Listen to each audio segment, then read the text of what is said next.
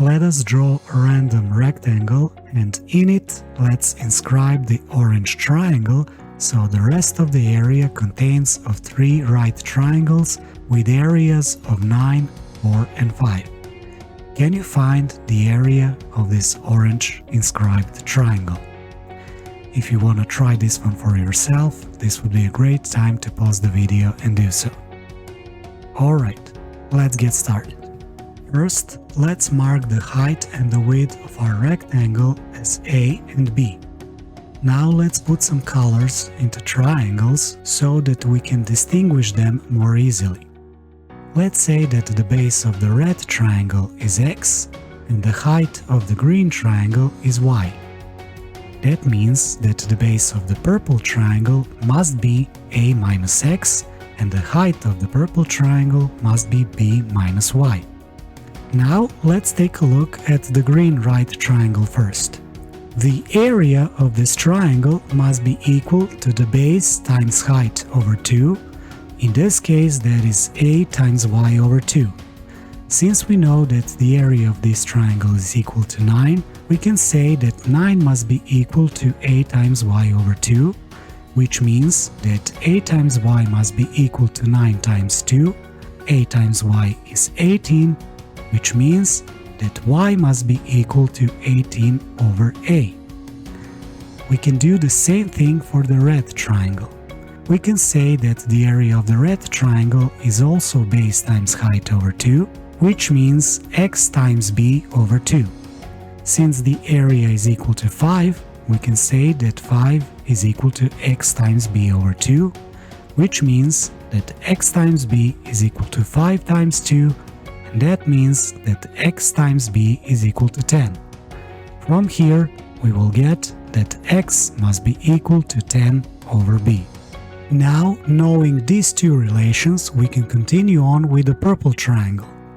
We can say that the area of the purple triangle is also base times height over 2.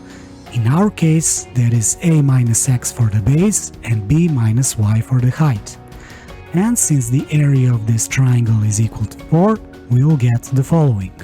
Now, if we simplify this equation, we will get that A minus X times B minus Y is 4 times 2, which is equal to 8. We can now substitute the values of X and Y, which we got earlier, into this new equation, and we will get the following equation. Now we can multiply each term individually and get the following. From here we can simplify minus 18 minus 10 to get minus 28, and if we move 8 on the left side of the equation, we will get that A times B minus 36 plus 180 over A times B is equal to 0. Now we can multiply this with A times B, since we know that A and B cannot be equal to 0 because they represent the sides of the rectangle. Now we will get that A times B squared minus 36 A times B plus 180 is equal to 0, and this is our new equation. We know that the area of the rectangle is equal to A times B. So, if we substitute the value of A times B with the value of area A for the rectangle, we will get the following quadratic equation of A squared minus 36A plus 180 that is equal to 0. Of course, we can solve quadratic equation in numerous ways, but in this video we will use quadratic formula. Just to remind you guys, if we have quadratic equation in a form of ax squared plus bx plus c, where a, b and c are factors for each term of quadratic equation, the quadratic formula will be x that is equal to minus b plus minus square root of b squared minus 4ac over 2a. We can notice that in our quadratic equation, a is equal to 1, b is equal to minus 36 and c is equal to 180. If we substitute those values in quadratic formula, we will get that area is equal to the following. If we simplify the numbers, we will get that the area is equal to following. Now we can simplify things even more under square root, And since we know that the square root of 576 is equal to 24, we will get that the area is equal to 36 plus minus 24 over 2. That means that we have two possible solutions.